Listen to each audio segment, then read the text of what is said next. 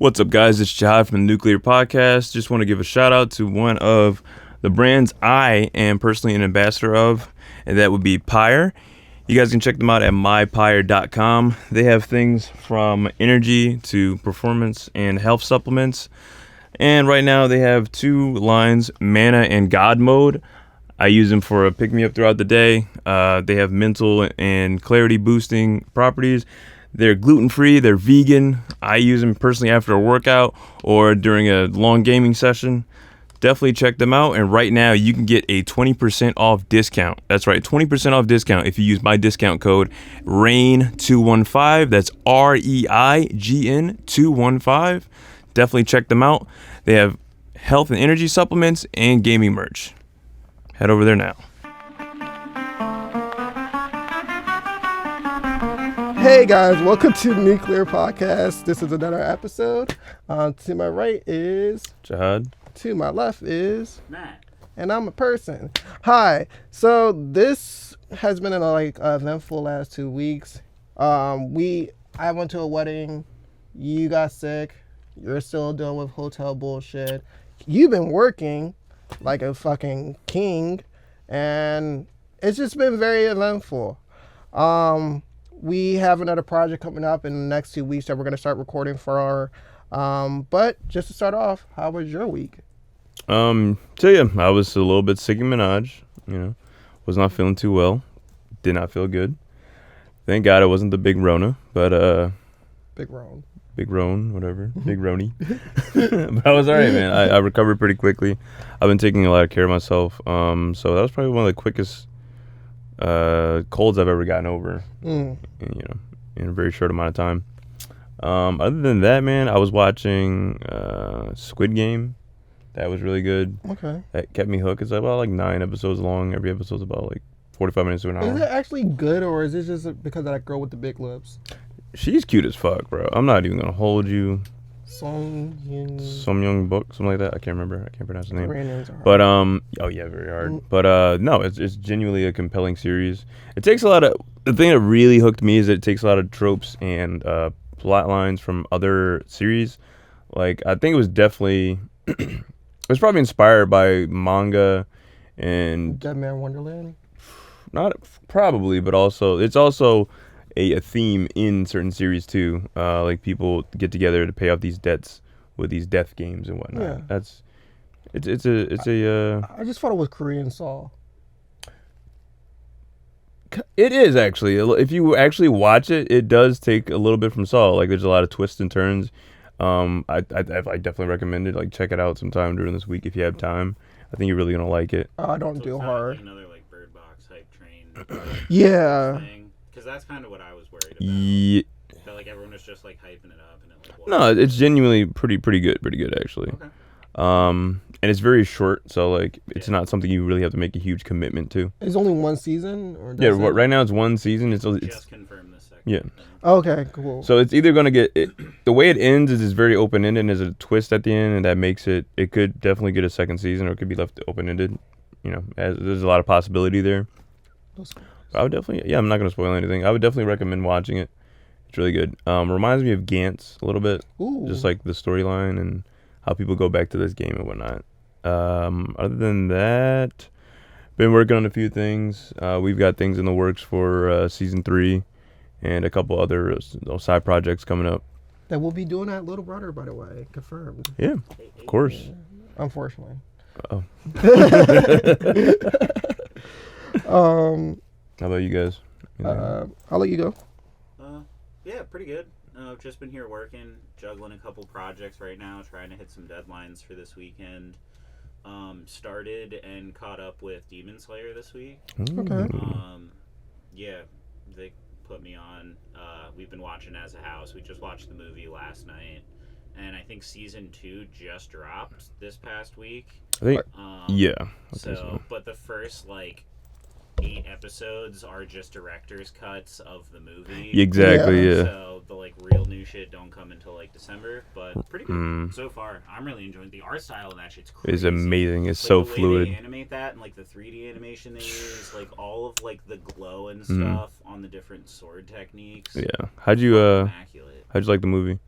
I like the movie a lot, actually. I thought it was like a cool concept. I really liked the main villain, the chick with the hand. Yeah, fucking so. That was pretty cool. Yeah. I thought the dream stuff was a cool idea. I don't know. I screamed Polar Express when it first came out. What is this shit right now? Yeah, I thought it was pretty good. I'm excited to watch. We're probably gonna go through and watch all like the director's stuff cut as it comes out, just to have something else to watch. Cool. That's pretty much my week in a nutshell. Cool. Yeah. So my week was kind of intense a little bit because it was my first wedding that I went to as a groomsman. And if you guys haven't watched our previous episodes, please do. I'm not good with family events.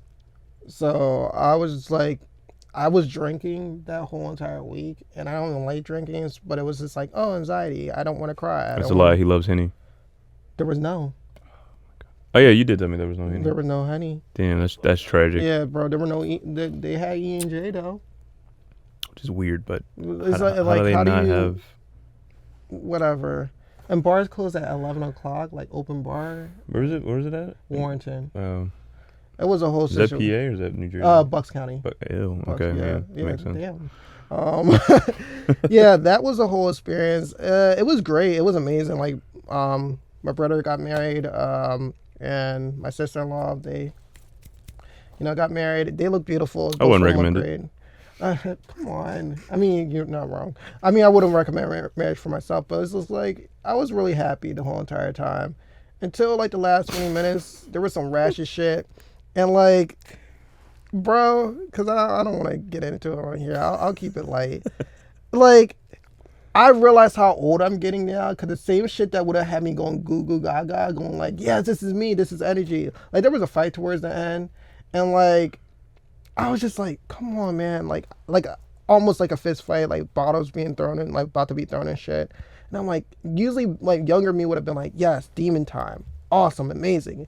But I'm like, this is a rental suit. I can't really do anything. And I'm getting in between like both of these fights, and like, I love seeing white on white crime. So like, I was prepared to see a bunch of white people fight.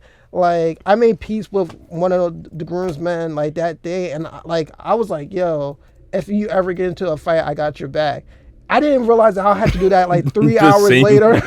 And I'm like, damn, because you know how you say some shit like bullshit, like, I'm here for you, bro, when you're not, like, when you talk to a girl and you're like, I'm here for you, but you're really not there for them.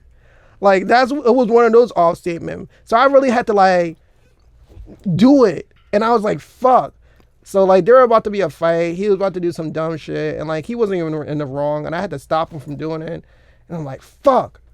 Now I'm defending you, nigga. Fuck. Like, we here. And like, there was like 3 fights I had got in between. Like, I wanted to record that shit and say World Star, but then I'm like, yo, I'm 26. And anytime you see older people like get into like be like super immature, it's disgusting. Like, someone who's twice your age acting like a child. We all worked in customer service, so you all know that's like. No, for real. Like, you ever have a homeless man who's like twice your age ask you for money and be like, you ain't got a fucking dollar to give me? Yeah. Nigga, you ain't got a dollar to give. What do you mean? You don't have a dollar. What the fuck are you asking me for? That, and when they return to monkey, like when they de-evolutionized, like that fucking book back in the day, Metamorphosis. Oh yeah. But they go backwards. Like what? Why are you acting like an animal right now? Why am I acting more mature? Like, straight unga bunga. Bro, it was unfortunate, bro. Like, cause everybody was cool. Like, it's crazy how everybody was cool until like literally the last 20 minutes, and they're like, "We're from Philly. We're from Philly. Just because we're in Warrenton, that does not mean we're not from Philly." And so, I broke up like 3 fights. I got upset when we got to the hotel party. I was just like fucking mentally tired. And I texted you. I'm like, "Yo." Yeah, you called me up. That was. I was just like. He was not. I was so fucking, because they ripped my fucking my rental. He was like, "It's a rental." And like literally during the fights, I was just like telling everybody, and they were like joking. Like, I was like, "Yo, it's a rental. It's a rental." And the second fight I broke up, the older white dude fucking grist me up, thinking I'm about to fight. No, I'm holding him back from fighting my friend. I'm like holding him back. He grist me up on my fucking neck. I'm like, please, dude, this is a rental. I'm not even worried about my own well-being. I'm like, I don't want to pay $500 for the suit. Like, let me go home. Imagine throwing hands with somebody and repeat. It's In so a rent. rental, like, You bobbing and weaving. it's so You ended rental, civil out like, here, like, touch me, bro. you know, like, don't touch me, bro. Just the whole entire time, I was just like, please don't, like, and it was like my best friend's pussy, wedding. pussy. It's a rental. Pussy, Pussy. pussy. It's a rental. And like even the bull, like this other bull I was fighting, like not fighting, but like holding back. Like he was just like, "Yo, bro, it's mine's a rental too." I'm like, "Well, then why are we doing this? Like, why are we here? Like, we're here because you're being a dickhead. Like, I'm getting mad at the bartender for closing the bar at 11 o'clock. Like, we're here because of you. You started all this He's bullshit." 100% in his right to do because that's his job. Oh, dude, and like me working in customer service, knowing like, damn, I feel bad for bull, but I didn't even stand up. I could have like deaded the whole situation before I got there, but I was just like, you know what? These are white people issues. Like, I don't fit the skin color. These are complexion. first world problems. Yes, like I'm not thinking anything gonna come from it, but apparently Bull like stole some shit from the bartender. I'm like, fuck. Damn it. So was the bartender anywhere to be found when all this happened, or like did he? He was in the back, like yucking it up. He was happy. Like, it was an older white dude. He was just like, yo, this is above my pay grade. Like, But yeah, he got paid for his wedding. He's off the clock at Yeah. 11. Like, I loved it though, man. Like, I love seeing my brother be happy and shit. I love like seeing like, you know, my sister-in-law look great. Like, their daughter looked beautiful. Like, everybody just looked nice. That's the first time I ever wore a suit in my life. Like, I wore skinny jeans to my granddad's funeral. So like, I never wore a suit before in my life. And like, it was like, everybody looked nice, and then fucking hood shit happened. But regardless, I was. You mean white trash shit happened? No, when white people call each other white trash, like that's their version of the N word. You notice that Yeah, shit? that's. I think you're below that. Like if you're called white trash. Like they hate that's the, ghetto white trash, like like the Fishtown people or the Port Richmond white people. yeah. They hate them. Like I mean, I grew up in Pennsylvania. I know all about White- those type people. like the trailer park. Like Oh, they yeah. should be in a trailer park, but they're in Section 8. Yeah. It's I was different. homies with some of those people. That's oh unfortunate. my I'm god, sorry for that's your tragic. I grew up. loss. Yeah, they didn't. No, they didn't. They're still there. Sorry, I thought they OD'd or something. On my bad. I don't know. some of them. I mean, yeah, some of them. Not people I was as close with. But Cool. yeah, a lot of that trailer park bullshit going on around those parts. And like I said, it feels like I'm getting older because like I'm just not even in fight mode anymore. I mean, granted, I have piercing in hair, so like I don't even want to like fuck it up. Like after I got my nose pierced, I'm like my fighting days are over. Honestly, to be fair, after I went over an inch of my plugs, like I'm like, Oh, where'd that shit out? No, when I got this septum, I was like, yeah, it's because that yeah, one punch to the nose, or if it gets ripped out, Yeah, I'm fucking killing fun. someone. not even just that. With that, Oh yeah. you're done. Like I just don't even try people anymore. I'm honestly like a peaceful person now. Like I might talk shit, it might be toxic as fuck, but I don't want to throw hands. Like, oh God. Right. On GD. But besides that, it was a great time. Congratulations. I love you guys. I hope you're having a good time. Play Far Cry 6. It's mid. If you play one Far Cry game, you played all of them. It's just first person Just Cause. If anyone plays Just Cause, I wasn't too impressed by it. And that's about it. Like I said, we got a project coming out. We're working on this week. The table's coming in Friday. So that's about it on my end. Nice. Fuck yeah. So this week our topic is about identity. For like the last couple of weeks, I've been having like since our last episode, which you guys probably watched by now, I've been exploring more of myself and seeing like, yo, it's my thoughts, mine. Am I actually important? Which the answer is no. Episode over. Just kidding. But I'm trying to find out who I am as an adult because I'm only getting older and I still don't feel like I understand myself. So I kind of wanted to bring the question to all you guys about like, what do you feel like? What is your identity and is it important to you? Is that a rhetorical question? Oh no, you're genuinely asking yeah. me. Yes, identity is extremely important, but I think that we've strayed so far from the path of the importance of identity to the point where it's literally just labels. Yeah. Like, oh, I identify as non-binary or I identify as X thing, and it's like, okay, what does that mean? Like, what's the significance behind that? What's the culture related to it? Are you a good person? Are you a good individual? Mm-hmm. Do you provide anything to anyone? You know, Yeah. It's more so things that are used to like detriment, like as a thing that hinders your progress that you identify with, rather than something that like might enhance your life. No, because you put yourself in this little box when you adhere to that identity and how important it is. So yes, I think identity is extremely important, but I think that the way identity is utilized and talked about in today's like society and like social, like everything's a social construct to where like, oh, I'm black or I'm a woman or I'm queer, therefore I am a victim in today's society, or I can't accomplish certain things. And I've been very close with certain people in these groups that identify as X thing, and they use those things as crutches and reasons why they can't accomplish it.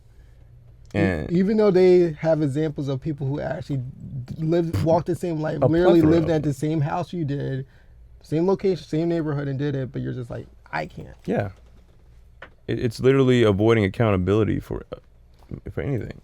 It's full circle. Full circle, yeah. I think identity is extremely important. Being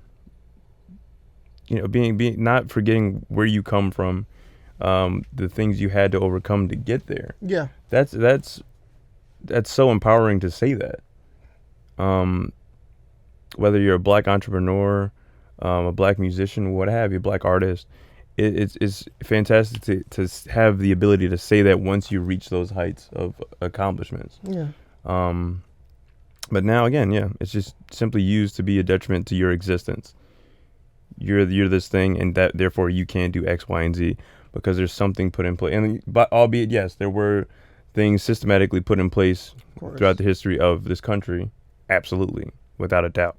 But I think now it's almost no excuse when you have so many things readily available. I would say my answer to that is I think it is important, and I agree with you. We use it to, once again, put a hindrance on ourselves. We use it as a reason not to try. It's like, oh, wait, I am this, so, like, I cannot try. And it just goes beyond being black. It's just like, I'm a woman. I'm a queer person. Right. I'm this, that. But there's literal, historical, and even in your own neighborhood of someone who came from where you came from. Like, I went to George Washington High School. Not the best school, but not the worst. To say that no one made it famous out there is a fucking lie. Kevin Hart came out of there. We had scientists and we had doctors come out of there. So to say, oh yeah, I went to a shit school, I never could try. Like, no, it's all up to you at the end of the day. And I will want to run the question to you as well, man. Like, how much do you put into how you're perceived by other people to what you perceive for yourself?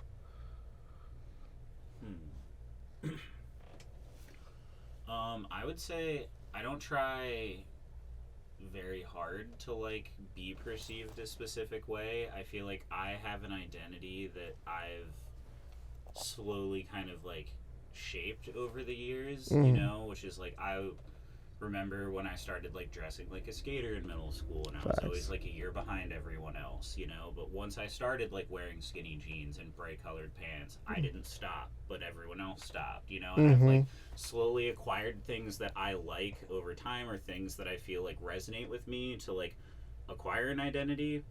And I feel like as of where I'm currently in my life, like I really identify with myself as like an artist, and I just kind of like live my life. And then like maybe there are times where I subconsciously or like outwardly like try for things, but like usually I've just like over my lifetime like acquired things that like I really resonate with, and have tried to like stay true to those things, and then I'm just kind of like let that identity show. I feel like I don't like really necessarily like try or go like, oh, I'm this or that. Like I don't necessarily like identify with myself as much as I am like Italian or like German or Irish, like I really am just like, I look at myself as like an artist, and that's pretty much like it as like a baseline. I think like all humans are like by definition like a form of artist in some capacity, and like their creative decision making day to day.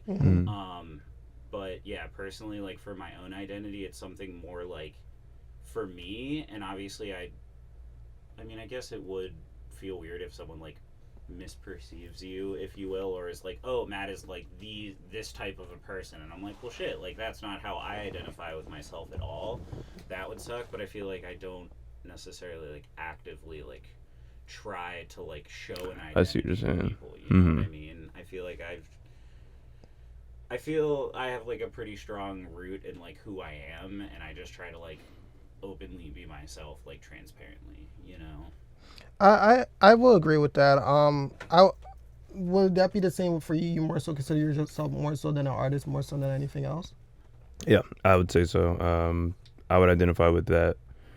But again, it's like, we can't escape the things like on the outer, Well, of like, on the course. outside. Of course, race is there, but also I think I would identify as an artist or an entrepreneur or an illustrator, whatever I'm doing. Like my thing, my profession, Your craft is my more craft important. is more important than Yeah. get my identity. Exactly.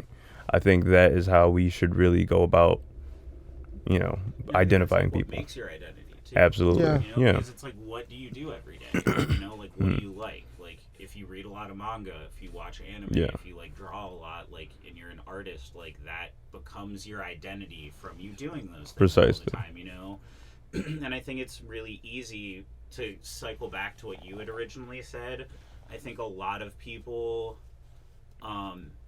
try to choose an identity instead of creating an identity, and they're just like, yeah, well, I want to be like an anime dweeb because it's cool right now, but I also want to like, have like this nice car, and I also want to be like really good at this, and they just like, and like, oh, I want to be like a punk kid, so, or like whatever, and they just like go acquire the clothing, and Yup. they go acquire the look, and then they're like, I identify as this now, God. Afropunk.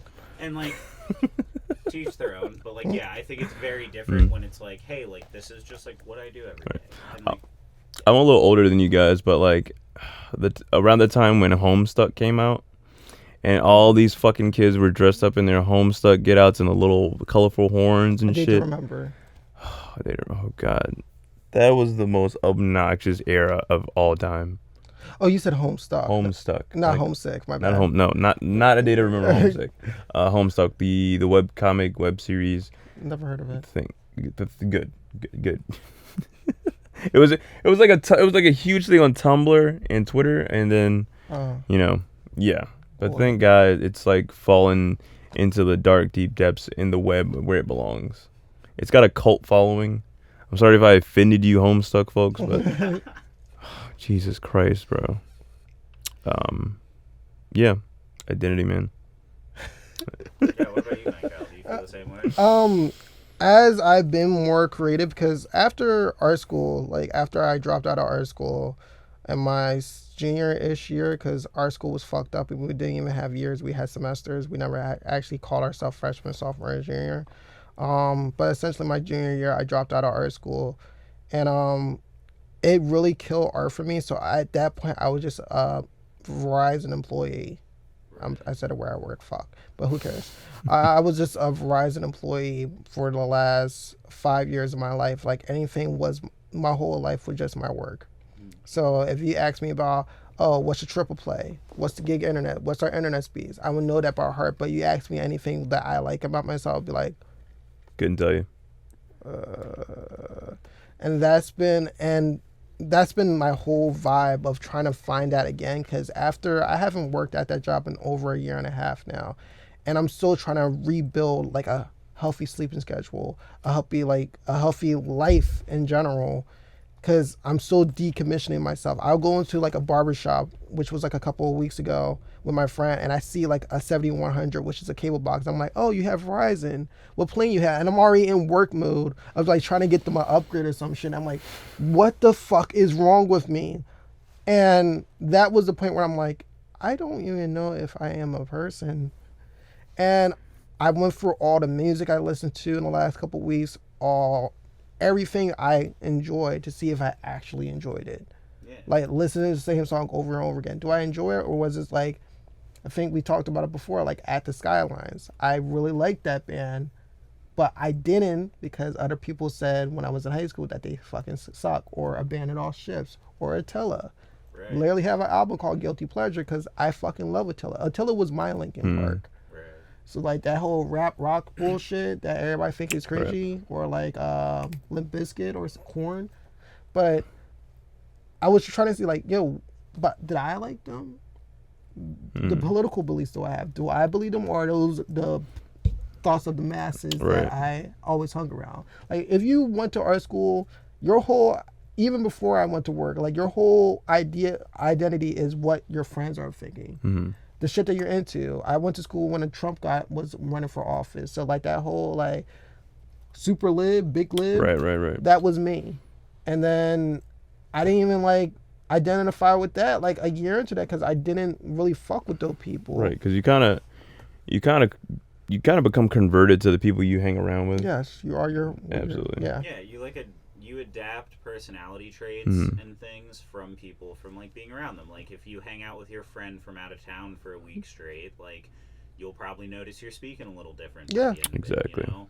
And so like it is really hard, especially like growing up, like through high school, through college, like being around a bunch of different people, and like you have to be the person that like filters everything. Yeah. And it's like, okay, if I'm with 10 people and all of them say metal is horrible music, it's not real, you can't understand screaming, but like you love metal music, like are you able to like be solid enough in your identity to be like, no, fuck you, like metal is great, you know? Like that's something that's like really hard when you're in like large groups of people and like getting close with people like through time and like realizing like, damn, I've been hanging out with these bulls for a while and like, do I even fuck with half this shit? Definitely if like you got bullied as a kid, like I got bullied up until about like 7th grade. So the main thing I wanted to do was fit in, and like high school gives you a clean slate because I didn't go to the same high school that all my other friends did. I transferred schools in my freshman year for Frankfurt to GW. So like I literally had a clean slate. Like no one I knew went there. I didn't know anyone there,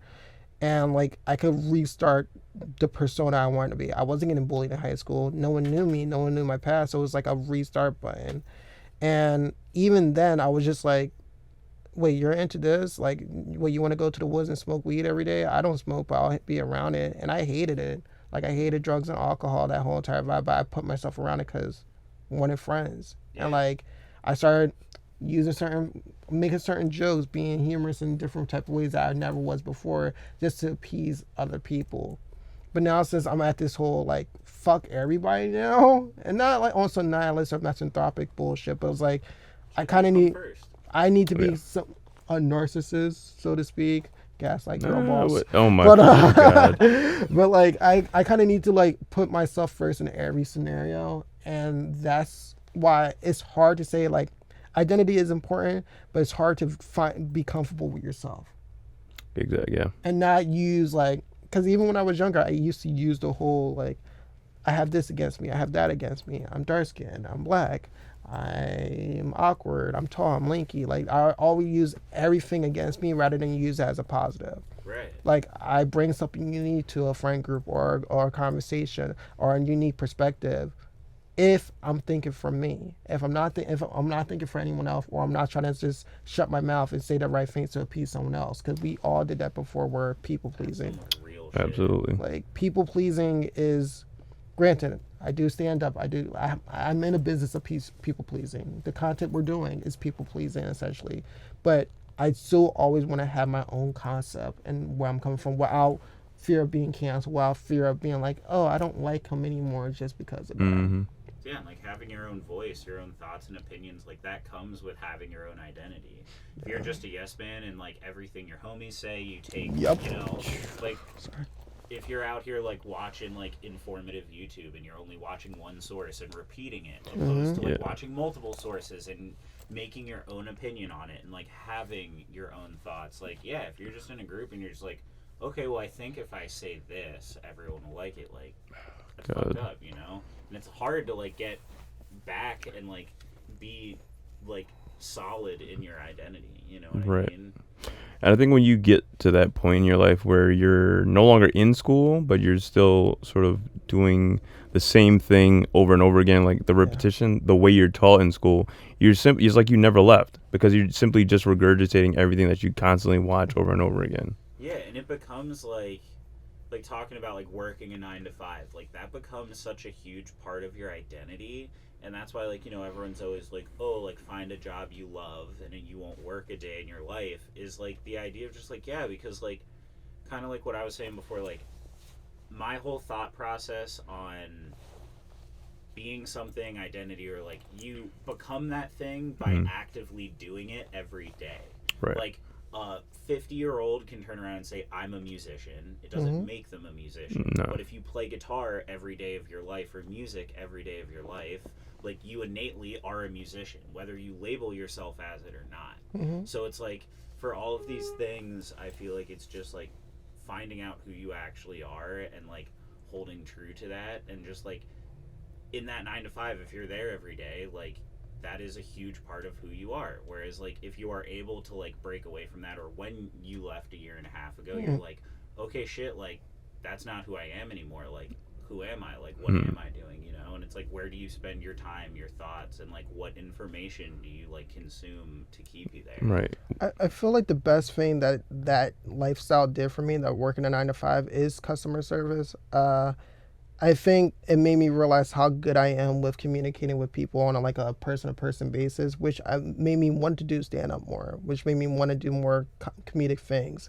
Because I'm like, oh, wait, I can make someone laugh while talking about internet services and cable. If I can do that, imagine when I'm actually trying to be funny, actively trying to be like a hilarious person, Hell yeah. It carries over. So even though I'm decommissioned from that, I'm still taking good aspects away from it. Right. Before I worked there, I had no communication skills because I was always shy and awkward.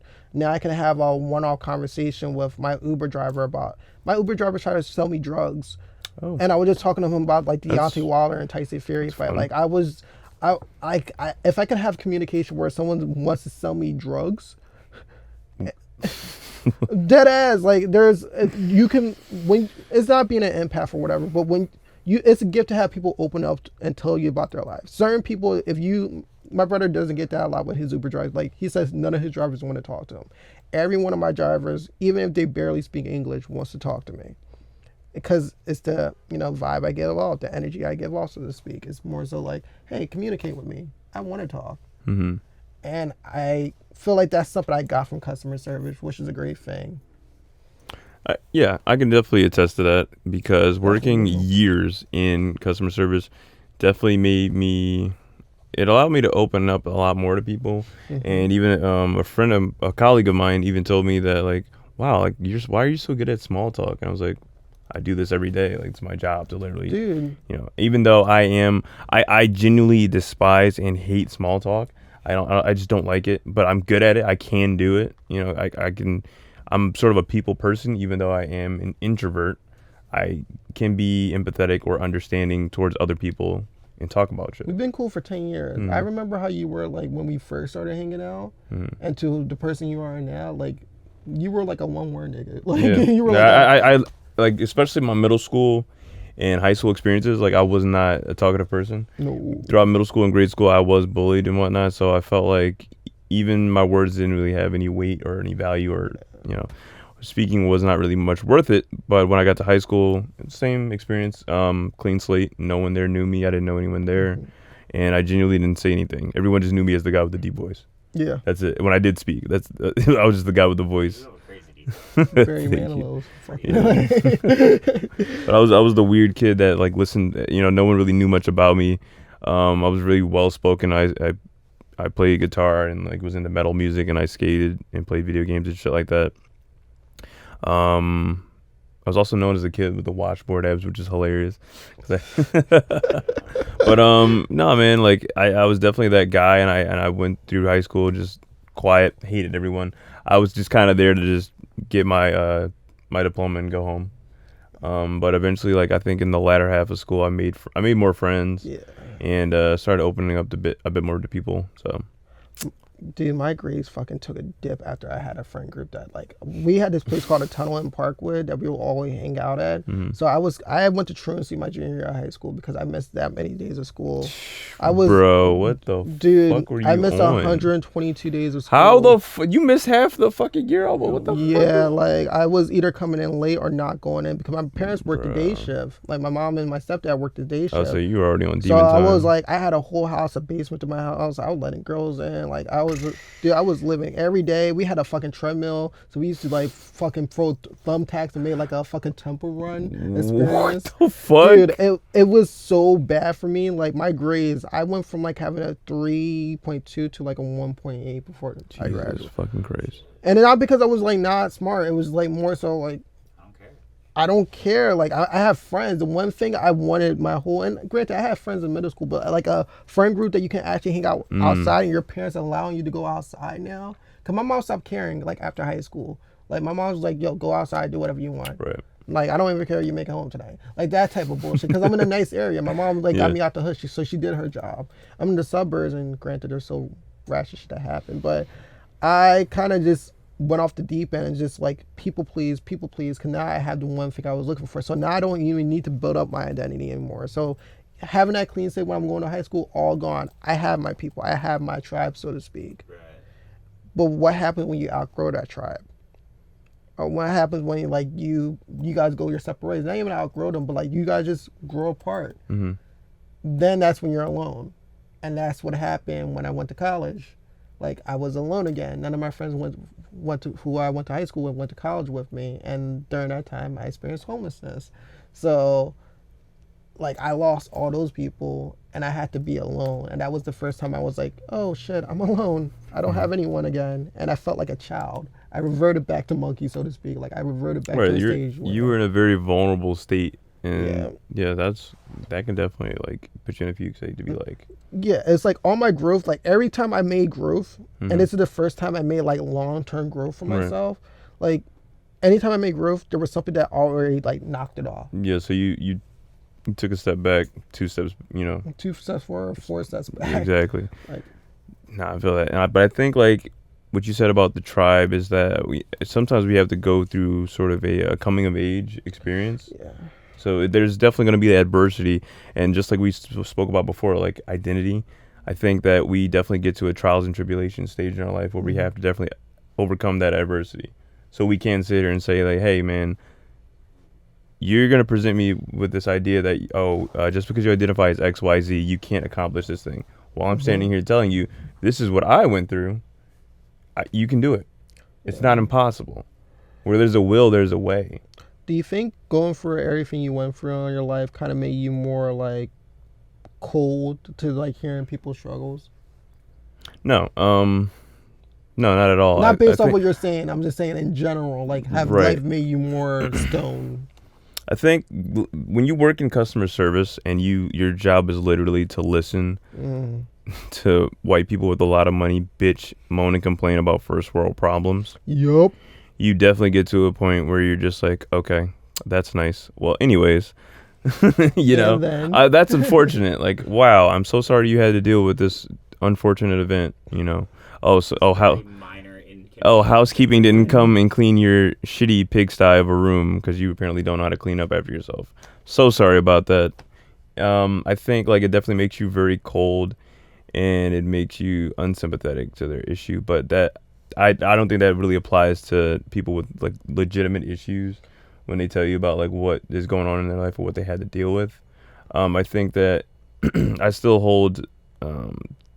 do have an empathetic side, like understanding of where people come from and what struggles they do and will face throughout life, because that's a part of life. Again, I think it's something my therapist said to me that was profound as fuck. He said something like, I'm gonna butcher the fuck out of it, but he said everything, all the hardships you're gonna face in your life are helping you, are gonna build you up to somebody like stronger to overcome all of this. Mm-hmm.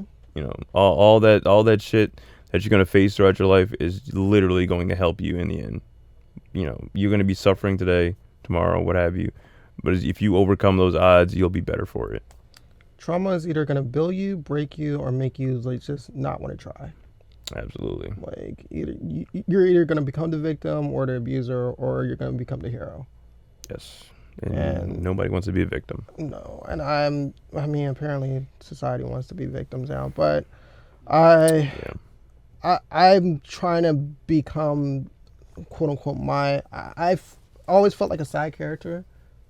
Granted, so then like I always felt like third option. I'm the last child, so I always feel like, damn, why am I even here? Which is weird because I think you had a weird youngest child experience because it's usually the youngest who gets everything they want or the most attention. But it's because my brother and sister dealt with more of the bullshit than I did, that they kind of held it against me. Because remember, I was blind when I was a child. Like I could not see for after my eye surgery for about 5 months, and like I had I had to wear an eye patch for a year or two. So like my mom always had this like thing of like, I'm not gonna hurt him as much as I hurt him the older two, and we're like 3 or 4 years apart, which doesn't seem like a big gap, but it's big enough for that high school experience. They went to high school at the same time, so they can talk about the same bullshit, sophomore and freshman. When I'm still in middle school or elementary, they're going to middle school. Like there's always been that gap between, and like because I didn't have to go through the horrible abuse or whatnot, I got the blunt end of it, and I got more of my stepfather than they did. They kind of like, they wouldn't say it, but they kind of were just like, oh, fuck you, kind of. And I was a horrible like sibling too. I'm not gonna lie. I was like, you know, it's usually the youngest one that's very bratty. Yeah, like I was bratty. I was like, I had temper tantrums like the whole entire 9. But it was like I had temper tantrums because I always felt like I could never connect to my brother and sister like they could with each other. I could never connect with my mom like my brother and sister can. I can never connect to my dad, just in general. My stepdad, he's closer to my sister than he was with me. Like I always felt, even in friendships, like the third fiddle. So I've been trying to build a main character persona where I'm the focus now. And if there's any, I ended a friendship like a few weeks ago, like where I was like, yo, you're disrespecting the shit out of me because I can't handle that anymore. No. And yeah, no, that's the main thing I've been trying to build for myself, is putting myself first, know who the fuck I am, and not be an asshole. So. Oh yeah, because I think it is like a lot of people don't really know who they are. I think a lot of people, like we were saying before, like pull information from their friend groups, from like, you know, social media, Definitely. and then that becomes their projected identity. When you put them alone in a room, they're like so uncomfortable. Yeah. You know, people are like, I have no idea what to do with this. And it's like, yeah, you need to figure out who the fuck you are. Like, become your own best friend, you know? And be comfortable there. Yeah. I think everyone's literally like the NPC meme. Yo, yeah, it's literally just the yes. NPC meme. That's all it is. Dude, literally. And that's the thing. It's like, I don't know. I had a professor that was writing like a self-help book. And the one thing he talked about was like the voice inside your head, like your Jiminy Cricket, your conscious. He's like, you need to be your own best friend. He's like, you need to look in the mirror and compliment yourself. You need to positively affirm yourself. He was like, at the end of the day, like, we're all fucking alone. Yeah, if you absolutely. don't like being in a room by yourself, why the fuck does anyone ever want to be in a room with you? Damn, mic drop. Like, that's hard. That's hard as fuck. Hard. Like, that's real. That's real shit. But that's true, and I think it's like fucking awesome that you're at that point and you're like trying to like really like dig deep and be like, all right, who the fuck am I? Like, what type shit? Like, y'all helped with that. Yeah, we're all growing together. Yeah, like, you know? Being in a space, having good friends like you, I like having him as my brother, like, it fucking helps. Like, I'm alone, but I'm not alone. There's a difference. Like, I'm alone for the sake of bettering myself, but I appreciate the people who are always around me. Yeah. Having a good circle, having a good tribe, that who's gonna hold you accountable, who's gonna be like, yo, let's do some shit. Creating shit with your friends is amazing. Dude, literally. And I'm happy we're all here for the ride. Yo, fuck yeah. Fuck yeah. I think that's what it's all about. No matter how tired I wake up, or, you know, how much I feel like shit when I get up in the morning, or after I did a long shift at work or whatever I'm dealing with, I always look in the mirror and tell myself, I'm the fucking man. Facts. Yo, and that helps a lot. Wake up, go to sleep that way. Exactly. I woke up like this. Hey, so also during this whole self-realization bullshit I've been going through, this fake deep bullshit, I I've been trying to define what manhood means because I am an adult, I'm a man, but like I never try to find my own definition. So I wanted to bring it to both of you guys. Like, when do you define your own version of manhood, and does it just apply to you, or do you feel like that applies to everyone? And when do you become that person that you defined yourself as? I think manhood is very broad, but I think it's definitely manhood is definitely something. It's what you make it. Mm-hmm. I think you can be whatever kind of man you want to be, Facts. as long as you're confident and comfortable in that space. You're not someone who's insecure about how you look, how you act, how you speak, Yeah. what have you. Be confident in who you are, and your self-image really has to be something that represents you. So I think one of the perfect examples of this, and I'll always go back to this, and you've heard me talk about this, is the artist Prince, the late artist Prince. Right. One of my favorite all-time artists of all time. He's the greatest to ever do it. Extremely talented individual. He faced a lot of adversity throughout his career, throughout his upbringing. Mm-hmm. For instance, he's very good at basketball, as you probably already know from the stories of Dave Chappelle, like, which were true, by the way. Like, dude can ball his ass off, and he's like shorter than I am. He's like 5'3" or 5'4" or something like that. I can't remember, but he was a very short dude growing up, and he's picked with and everything. But you couldn't beat his ass in basketball. You call him a faggot all you want. You know what I mean? Blouses. You know what I'm saying? Like, he was a very feminine dude growing up, but he grew up. And if you listen to his, I'm not gonna go too in depth because I could just talk about Prince all day, but he faced so much adversity. His upbringing was not the best at all. I think it was very comparable to what we went through as children. Got abused. Facing abusive folks, being surrounded by people. I think one of the worst places you can possibly raise your child in is a church. Oh. I'm sorry, but like I could go into depth, but like, is the church, because of the people that are in the church are the people that were the people that you want the people in the church to avoid. Mm-hmm. They're the same people. They're still gonna be doing the same shit, just under the guise of religion. I've heard so many disgusting stories of what people do behind closed doors, but that's another story for another time. But him not being able to accomplish his goal of being an NBA All-Star or anything like that, he did music. He was musically gifted, and he also wanted to own his masters. He didn't want to be under this record label that had creative control over everything that he did. And whenever they told him to jump, he would ask how high. Like, no, he didn't want to deal with any of that. He wanted to be in full creative control of his work. And he wore whatever the fuck he wanted. His mannerisms, his personas were very androgynous. It's something that was not traditionally manly, as people would consider, because it wasn't entirely masculine, but it was at the same time. If you understand what I'm saying. So I think, like, you can wear whatever the fuck you want. Just be true. Just live your truth. Be whatever type of dude you want. If you want to be a feminine guy that wears like skinny jeans, you have a fucking perm like Cat Williams or some shit like that. You know what I'm saying? Like, something like that. Like, bro, Cat Williams is funny as shit. The dude wore perm. Like, pimps did that shit. You know what I'm saying? Like, pimp slip. Yeah, exactly.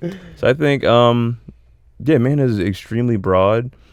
Again, it's what you make it. I think your actions will define you and define who you are as a person, and what your beliefs and what you stand on are very important. And I think as men, we always are held accountable for our actions. And I think we experience that at a much younger age than a lot of women do, which kind of seem like they aren't really held as accountable as men are in our society, to be honest with you. Yeah. I will agree with that. Definitely with the last part.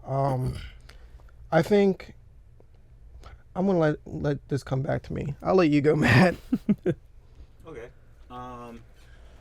Yeah, I think for me, it's very similar to what you were saying, Jihad, in the sense of, like, people can kind of define it on their own, but I think it's less about, like, the traditional, like, what a man was, like in the 50s and like 60s, like a working class blue collar provides for the family, and for me is more of just like kind of like what you were saying, someone who like is responsible and someone who owns their shit. Exactly. Like if you wake up every day and you're a good person and you get your shit done and people can hold you accountable and you like, I guess for me, like I personally like taking care of people. Like I enjoy like making sure my homies fucking eat, what I mean? Yes. And like that shit for me, like that is like one of the qualities for me is like if you take care of the people that you care about, if you're fucking responsible with your shit, and if like you're doing your own thing and you're confident in who you are, like that's all that fucking matters to me. Yep. And it's like that with what you were saying with Prince, like Prince is more of a man than most fucking men Absolutely. you know what I mean? Like, and that's just straight facts on it, because like he was confident in what he did, he didn't give a fuck, and like how successful he was in it. Yeah. Because he was true to himself, what he loved, like what he wanted to do, and he took care of the fucking people around him. And like to me, like that's all you need to fucking do. R.I.P. Prince. 100%. Oh, true. R.I.P. Gone too soon. Seriously, like I think that was a perfect example of who like I kind of exuded from my childhood, because I watched Purple Rain, I watched Cruise Grooving, even though that's Shirley E, but like I watched a lot of those movies. But I also watched a lot of like, my upbringing was a little bit different. Like my mom was really into musicals. My mom was the person who raised me. So I got most of my hobbies from her and my sister. So I was into Hello Dolly with Barbra Streisand. I was into Funny Girl. I was into Seven Brothers and all the Mildred Pierce, But I was also into ballroom culture because my sister went to Kappa. Not Kensington Kappa, the real Kappa. My sister went to Kappa, so she got into ballroom culture. She started watching like RuPaul Drag Race, and like during those years, like I would say my early teens, I was learning how to like do a dip and do voguing and like also dressing up. Like my mom whooped my ass once because I was wearing her heels as a joke, and I'm like, that's not, I'm still me. I'm just like playing around. But she was like, no. Like, that doesn't make you less of a man. Yeah. Put on some fucking No, heels. it was just. You put on those heels confidently, you're more of a fucking man. Shit. My mom just didn't want to have like a gay son and like, or like queer kids in general, because what she dealt with her brothers dying of like HIV/AIDS when it was like a death sentence at the time. So she has like a really harsh view, and religion affects it too. Fuck religion. But like Respectfully. None. Allegedly. Like protect yourself. No, I think all religions are stupid. Fuck all you guys. I'll die on that hill. It ruins so many people, and so many people died over some bullshit just because Sky God or Spaghetti Christ says something. What about Raptor Jesus? Raptor Jesus. Jesse is crisp. But big atheist over here. But is that it is. Yeah, like my mom didn't really want to have queer kids, or my dad either. Like they try to force that. I'm like, this is what a man is. This is what a woman is. But like, if being a man means that my dad's beating the shit out of my mom and being an alcoholic and being my brother's ass for eating Twinkies, thinking that will make him gay. Hold on, oh no, wait, stop. What the what? Yeah. Is it because it's like a?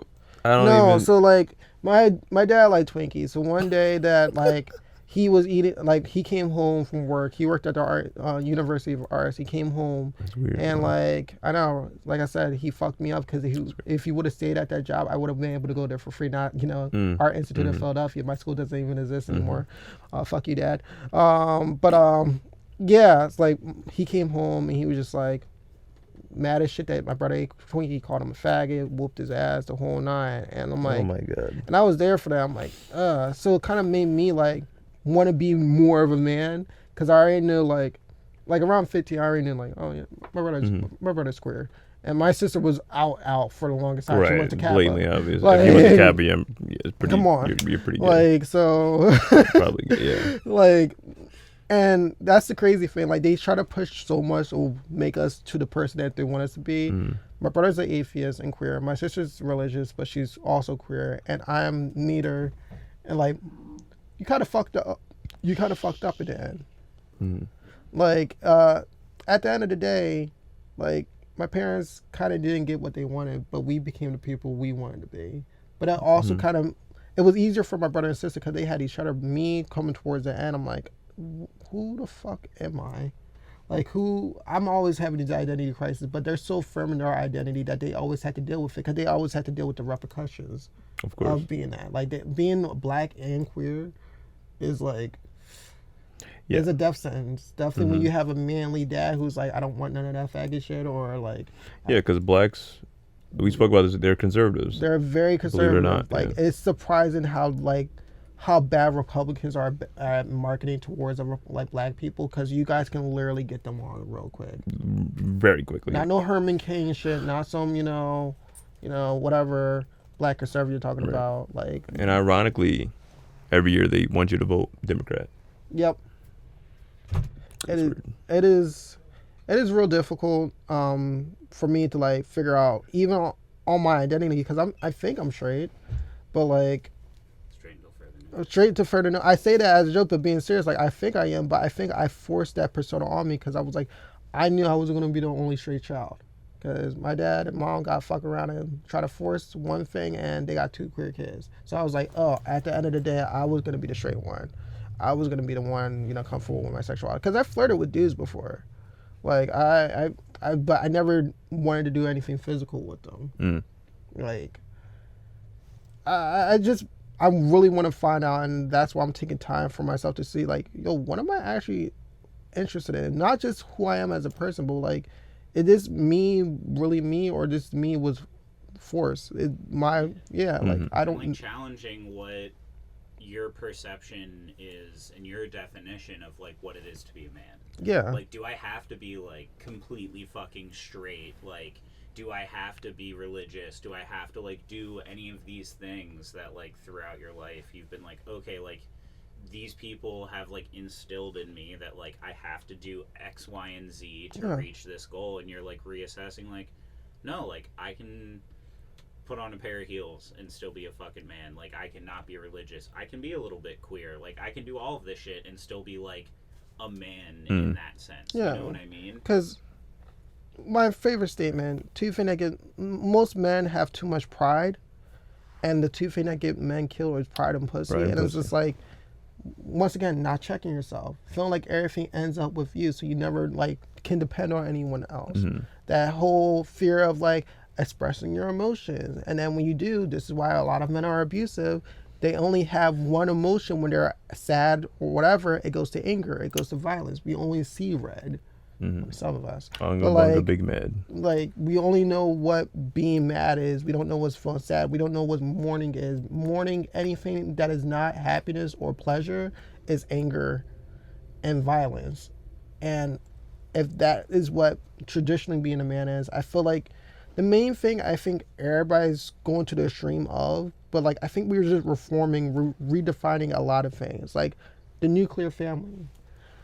Two parent, it's not just a man and woman. It could be just, a 2-parent household. That's all you need. You do need someone with more a masculine or a dominant personality and more of a passive one. You should have the yin and yang of both sides, but we're redefining a lot of things, but we're just going to the extreme of it. And I feel like I'm also trying to like not go to the extreme, but not try at all. I'm trying to find a healthy medium. Like, okay, I'm not identifying with this just because I think I am. I want to know I am. Right. I'm not going to take someone else's struggle and claim that's me without actually feeling like it's me. Right. Because that's a whole nother struggle with all my other struggles I naturally have to deal with being black. Like, True. to be fair, like, I'm not going to add on to more struggles. So I'd rather know this is actually a part of me than... Yeah, so it's like an inner conflict with yourself that you always deal with. Always. I mean, like, I grew up watching Paris is Burning. I grew up watching, like, American Next Top Model. I grew up watching Bad Girl Club. Like, a lot of shit that's traditionally... But I was also into sports. Right. I was also into basketball. I could also, like, tell you Kobe Bryant best year was 35.4 points. Like, I can tell you both sides of the fence. And I think that's very important when you're raising a child, rather that be male or female, is that they do need, They don't even have to be parented by a man and a woman as parents specifically, but as long as you have the masculine and feminine, or a man and a woman in the household of some sort. Yeah. Maybe an older uncle or older brother or cousin. Because even like when I grew up, I dealt with similar experiences with most of my cousins being women. And growing up around majority, even my cousins' kids were girls. You take some of those mannerisms. Yeah, I had all nieces, still no nephew in sight. Damn, son. Until like now, my niece's kid is a boy. Yeah. After all these years, this is crazy. But I grew up majority woman. I was raised by a woman, and I was exposed to like a lot of their mannerisms and what they deal with. So that's why I always had like an inside look onto how women speak about men and the black woman experience. Exactly. To be exact. Dating and what they go through and how they all that shit. So my nieces were like my little sisters. They were my immediate like playmates. Those were the only people I had within arm's length to that were like my age to play around with. I didn't really have too many friends in the neighborhood because I had like overprotective like parents or my aunt, whoever was raising me at the time. And so playing with my nieces, they had like the doll babies and the cool ass Barbie cars and shit like that. Oh hell yes, the Barbie house. Yeah, they were. Like how can you not play with a 3-story fucking transformer, a pink transformer? The Fisher Aura price. The shit. It like fucking flips open and then there's like 3 fucking levels of shit. A shower in that bitch. 3 bedrooms. And it already You had a master bathroom, like, and then for some fucking reason there's like a fire pole like to transport to the. Like, what the fuck is going on? Malibu Barbie like punch boogie car and shit, and like bro, this shit is fucking fire. And I get like fucking G.I. Joe action figure. It comes with like a gun or something like that. I know you went to the dollar store for that, Mom. They were trying to raise me to be a criminal. Exactly. But yeah, like I got made fun of or whatever for playing with my nieces and their toys and shit like that. I just wanted to bond with them. Those are my nieces. They're my family. Why wouldn't I want to bond with them? Yeah. Right, but also I feel like not having like both sides of like a masculine and feminine, right, or like even with like a dominant and passive personality, like those are things that I feel like are part of the reason that people are prejudiced, because they aren't exposed to it. They don't know, they don't understand. So it's like, for example, I grew up with one brother. Like most of the things that we had, like very like conservative, like traditional family. So like we got like Power Rangers, G.I. Joes. Oh, like, fuck yeah! There's not a fucking Barbie in the fucking crib. Right. You know what I mean? But it's like growing up with those things, or even like you having that experience with your siblings and you with yours, like you at least had people around, who you could get or see, like, oh yeah, like there's some girls' toys here, or like this is here. You know what I mean? And I feel like if more people had exposure to that at a younger age, it would be less of an issue, and people would be more accepting. It's kind of like the idea of like no one's born racist. It's kind of like no one's taught to be like a toxic person or a horrible person. You learn it because once again, if you're raised by a single parent, they're gonna have a better perspective because they're doing all double duty by themselves. I was raised by a single parent until I had my stepdad, and during those years, it was like, even when she was with my stepdad, I'm doing everything by myself. I hate men. Right. And that leans off to you. You're like, well, yeah, men ain't shit. Like, even as a dude, I'm like, yeah, dudes ain't shit, niggas ain't shit. And I'm like, that's not even my thought. That's my mom's thought. Right. I just take that with me. So anytime I hear a woman speak, definitely you being raised around women, you hear all the shit that the girl talk about. And a lot of lack of accountability. A lack of, you never hear them say, I fucked up. It's always that one side. So once you get that one viewpoint your whole entire life, you get to the state where you're in the relationship now and you're like, man, I already know what y'all bitches talk about. I don't even give a shit. Like that ass. Like you already know what they're gonna talk about when you're away. So you're like, I'm gonna do whatever I fucking want and fuck you, bitch. It's toxic, but it's true. Right, but then she turns around and she's like, well, men ain't shit. Exactly. We're not communicating. And here we go. The cycle repeats. Touching on what you said before about knowing, being exposed to the feminine and whatnot, and playing with your sister and the high heels and everything, but also loving sports. I think like a very important part of manhood is also sort of like brotherhood, fellowship, being around other men. That's extremely very important, and not just doing some hood rat shit or anything like that. Or sport. because some of those things can be very fucking toxic, Mm. as you can probably see from the Eagles fans. There's always a fucking fight, or like Phillies fans. What's or going on in flag. the NFL right now with all the emails and shit. Yeah. Oh God. But I think like brotherhood and male fellowship is extremely important amongst men. Having the homies, having that one-on-one, that just really connecting on a deeper level than camaraderie. Exactly. Yeah. We all need that, just like how women need, women's nights out and whatnot. And then I think like within that, you can be one of two things. You can be your brother's keeper, or you can be your brother's destroyer. Right. Yes. Going back to like, I'm gonna talk about the Bible a little bit here, but like the story of Cain and Abel, one of the oldest stories ever, right? People, you can surround yourself with people, but then you can be completely disconnected from them. You can have your homies or guy friends who you thought were someone you considered a brother for years, and we've dealt with this where we had to recently cut off friendships with folks. They could hate you or be jealous of you the entire time. They will want to sabotage you in some shape or form. People die over this. Yeah. It's fucked up. It's one of my favorite lines from the band Reflections. In rooms of thousands, I still feel alone. Like when you're around a bunch of people and you feel like you love them, you go to events with them, but you don't really know them and they resent you. Exactly. So having like positive male friendships, so it's having positive people in general, but having positive community of origin, having people who look like you, who might go for the same experience. Once again, all of us been cheated on. All of it was customer service. All of us have that perspective of we don't matter as much because of what we carry in our pants. Like what we go through does not go like happen. It's not important. If we get a girl pregnant, like we all know what goes with that. Like we all identify with that experience of like being straight men. Yeah.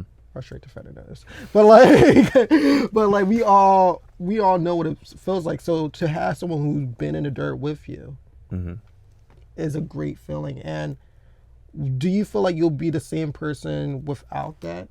If you didn't have like you have a male therapist who went in black male therapist, you have us, you have friends, you have Brandon, you have me, you have Matt, you have a lot of good men in your life. But do you feel like without that you still would have been the same person you came out to be today? Probably not. To an extent, I think so. Because going back to what Matt said is, I definitely developed an image for myself, an identity for myself.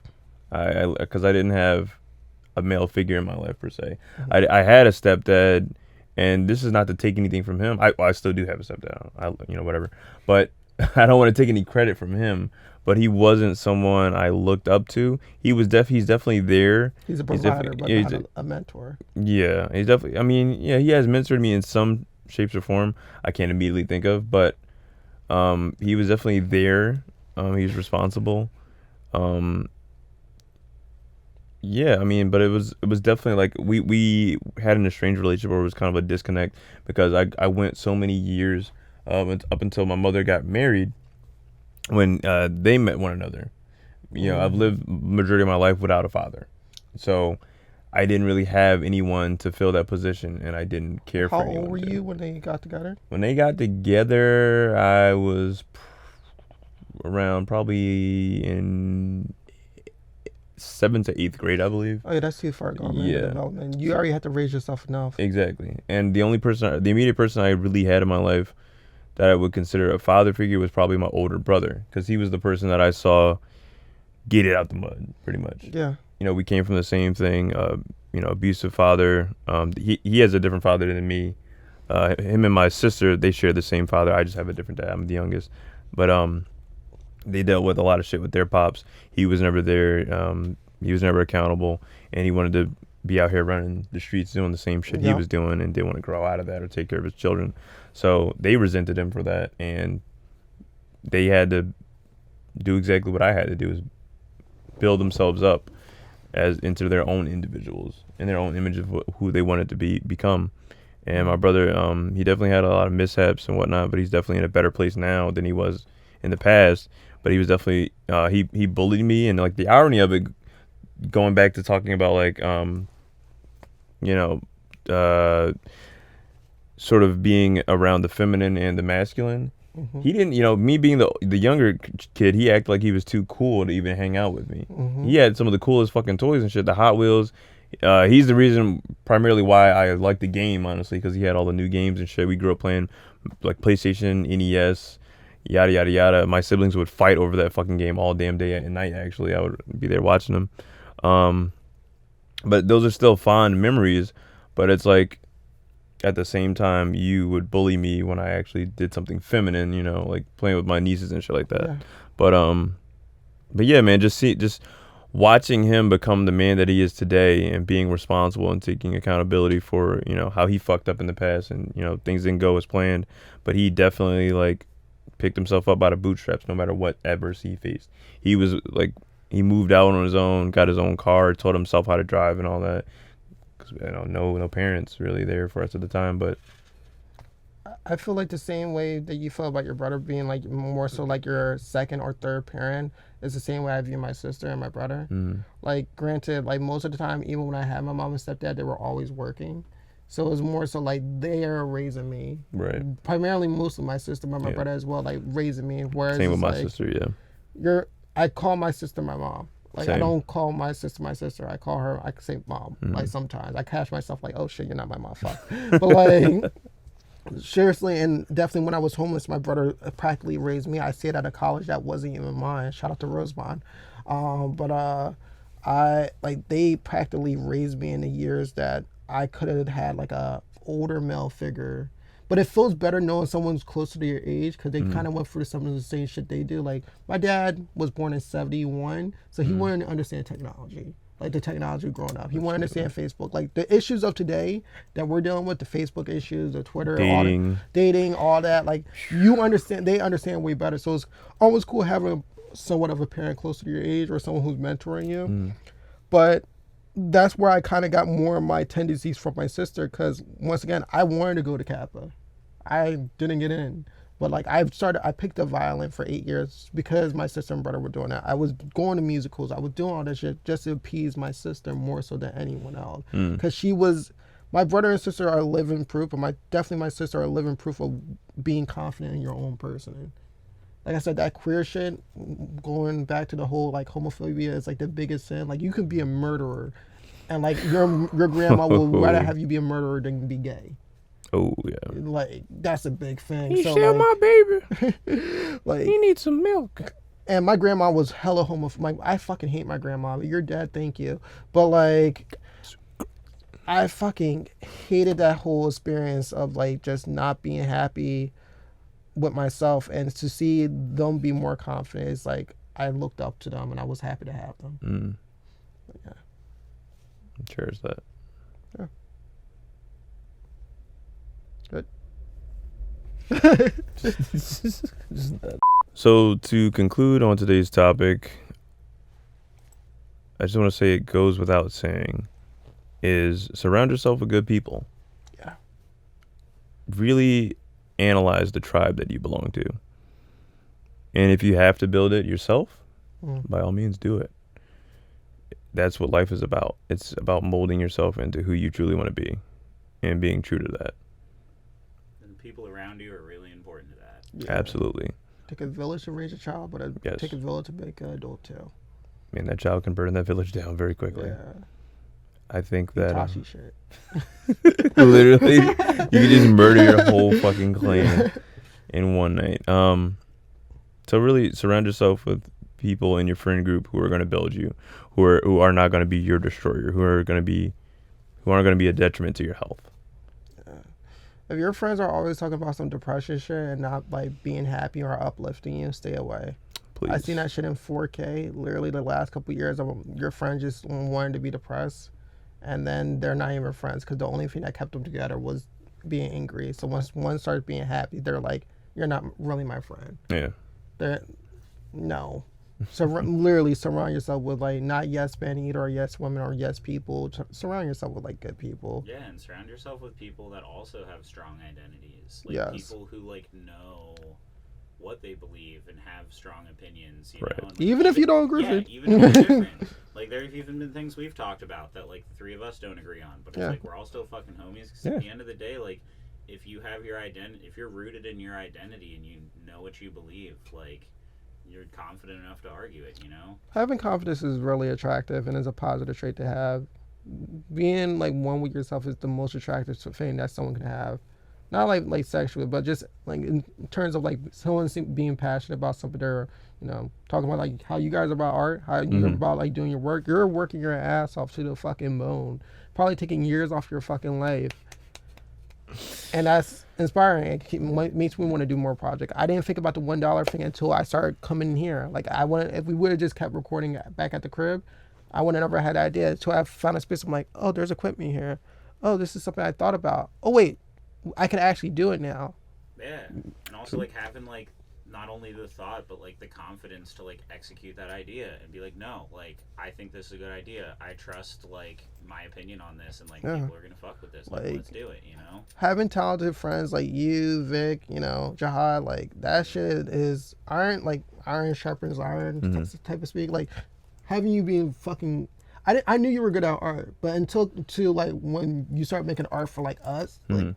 Oh no, this nigga's really on his shit. Oh yeah. Like you're really on your shit. When it comes to this audio shit, like you're really on your shit. You invest your money and time in both of you guys. So it's like I kind of gotta get on y'all level in some capacity, whether it's humor or it's like being an on-camera personality, whether it's, you know, writing for a show or editing. Like it makes me want to be better. Yeah, and that's the thing too. Like being around people who inspire you to be better and don't like intimidate you or make you jealous and like not want to do it, you know. Like when people aren't like rooted in themselves and like confident, and it's like, oh, I'm a musician, and then I turn around and watch this like 12-year-old on YouTube like shred guitar, and I'm like, cool, I'm gonna go die and play guitar again. It's like being like rooted in your own identity. It's like, no, like I know I'm fine. Right. I'm doing the thing that I need to do, and like not comparing yourself to like the millions of other people that are out there. Because like when you're fucking on your stand-up shit, like I could never do that. Right. Yeah. But like I damn well we watched every fucking bit. Fuck because yeah. like that's some shit that like I have so much respect for, but like I know that that's not something that like I don't think that I could do. You know what I mean? But it's like cool that we have those differences, and like everyone has strong suits that balance each other out, you know. But we're all using each other because I'm gonna need your help, and I'm gonna need your help helping with shit, and your guys gonna need my help in some capacity, and you're gonna need his help. So we're all gonna need each other at some point, and that's the main thing. Yeah, I think it's absolutely crucial to your success to have life partners, and that doesn't have to exclusively be a relationship. You definitely want to surround yourself with people who will stay in your life for as long as you guys are alive, who will uplift you and help you succeed. And I think we kind of touched on it, but one other thing about the whole like manhood idea is like being able to ask for help or like know that like you can't do it yourself. Oh yeah, is a huge part of that. Absolutely. You know, like realizing whether it's emotionally or like physically on a task, I can't carry this alone. I can't make this project by myself. Right. I need your artistic help, your physical help, whatever that may be. You know, like that goes along with it as well. I need one of the homies to suck my dick real quick. Like I'll have him ride his block. Can you give me some top real quick? You're down bad. Yeah, you know, just slob on my knob like corn on the cob. Check in with me and do your job. Yo, bro, can I hold some sloppy top real quick? Can I get that Glock? I'll give it back to you next week, bro. I promise you. Next week, I'll pay you back. I got you on Friday. I bro. got Wednesdays you. Are my bad. I got you with that Chewbacca, all right? I don't even got it on me like that, bro. I'm sorry. But all in all, guys, this has been another episode of Nukeclear. We hope you guys have a good night, day, or wherever you're listening to this. And we'll see you guys next week. Also, call your homies out on their bullshit. Their fuck shit. Definitely they're making loud house porn. Bye.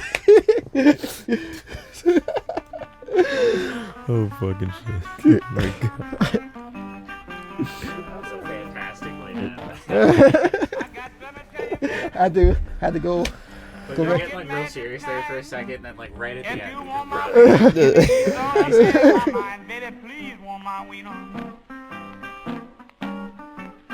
Oh, want my wiener.